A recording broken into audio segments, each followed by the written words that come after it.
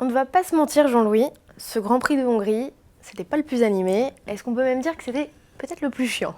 Ah oui, c'est arrivé souvent en Hongrie, mais c'est arrivé qu'on ait des Grands Prix disputés.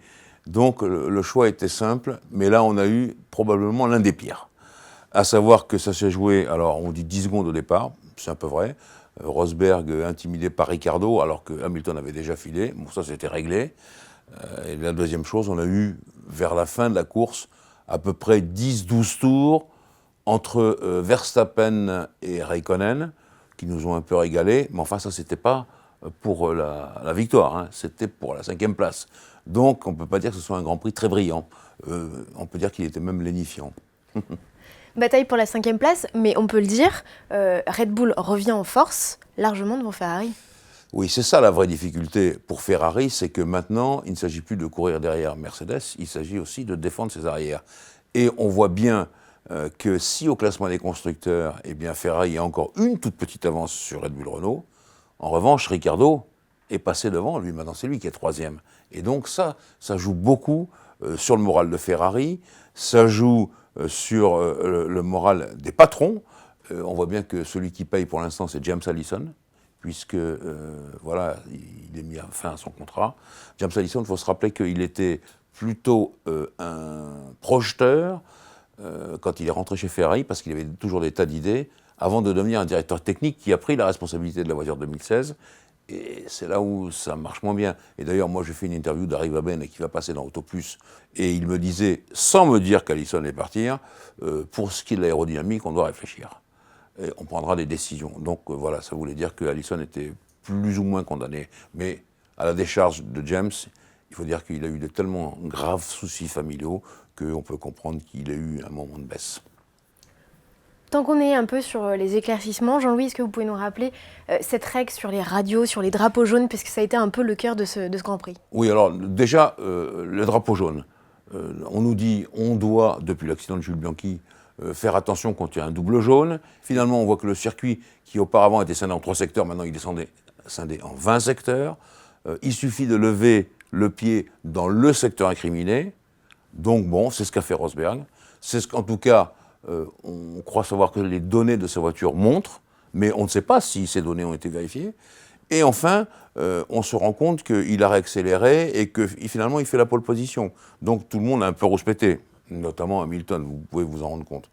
La règle des radios, on se dit, bon, alors on n'a pas droit au message technique, etc., qui indique quelque chose, qui aide le pilote. Mais là, ça arrive à Button qui dit, mais le pied au plancher, vous savez ce que ça veut dire, vous Géraldine, vous faites de la compétition, plus de frein. Donc là, on est quand même dans le domaine de la sécurité. Alors est-ce qu'on doit couper aussi les radios pour la sécurité? Et je vais ajouter l'exemple que nous a donné Pat Simons, le patron technique de Williams. Toutes les règles, la règle numéro 1 qui est le pilote doit conduire sans aide et tout seul, ça c'était quand il y avait l'électronique qui débordait de tous les côtés. Mais maintenant il dit, si on va au bout de la règle, est-ce que le pilote ne doit pas changer ses pneus lui-même quand il s'arrête au stand? Voilà, c'est ridicule. Et c'est ça qu'il faut vraiment arranger, et les équipes ont bien compris. Ont bien compris que si on veut emmener avec nous les supporters de la Formule 1 et les fans qui se désintéressent, on est obligé d'arranger tout cela, et elles vont se réunir, les équipes, pour essayer de simplifier toutes ces règles, parce que maintenant, ça devient l'encyclopédie Larousse en 12 volumes, le règlement de la F1. Donc on ne peut pas continuer comme ça. Une dernière question, Jean-Louis, et là plus à propos de la course et notamment de Nico Rosberg. L'an passé, même configuration, il était en tête. Lewis Hamilton, d'un seul coup, a refait basculer le championnat. Là, la configuration est la même. Hamilton est de nouveau leader. Qu'est-ce que doit faire Rosberg, d'autant que maintenant il sait ce qui va se passer ou ce qui peut se passer? Eh oui, c'est l'incompréhension pour moi. Alors, je vais tourner ça par une pirouette. Il y a un dessinateur dans Autoplus qui s'appelle Fizman, qui faisait une BD chez notre confrère Auto Hebdo, dans début des années 90, où Gerhard Berger était opposé à Ayrton Senna, ils étaient équipiers. Et donc, pour matérialiser Gerhard, il le représentait avec un oreiller dans sa monoplace. Je me demande si on ne devrait pas représenter Rosberg comme ça, avec un oreiller. Il dort. Il dort, là, il s'est laissé enfermer. Difficile de revenir, naturellement, quand vous avez la même voiture, et puis quand c'est Hamilton qui conduit l'autre voiture, mais tout de même, il faut faire plus d'efforts que ça. Et là, le championnat a basculé, et si, au retour des vacances, Rosberg ne reprend pas le mort aux dents, ça va être très difficile pour lui. C'est même pas moi qui le dis, c'est un gars qui connaît la question, il s'appelle Fernando Alonso. Il dit qu'il faut vraiment qu'il prenne maintenant le contre-pied de tout ça, sinon avec Hamilton ça sera fichu.